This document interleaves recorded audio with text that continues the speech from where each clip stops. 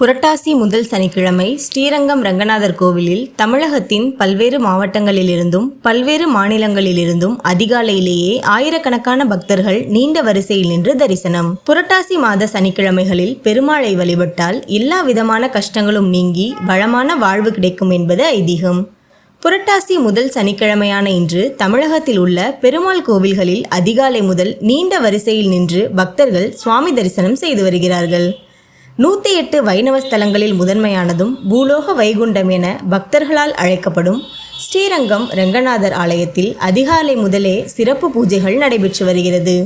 தமிழகத்தின் பல்வேறு பகுதிகளிலிருந்தும் மற்றும் பிற மாநிலங்களிலிருந்தும் அதிகாலையிலிருந்து ஆயிரக்கணக்கான பக்தர்கள் நீண்ட வரிசையில் நின்று நம்பெருமாள், சக்கரத்தாழ்வார், கிருஷ்ணர் சன்னதி, தாயார் சன்னதியில் நெய்விளக்கிட்டும் மற்றும் அணையா விளக்கில் தாங்கள் கொண்டு வந்த நெய்யை ஊற்றி வழிபாடு செய்து வருகிறார்கள்.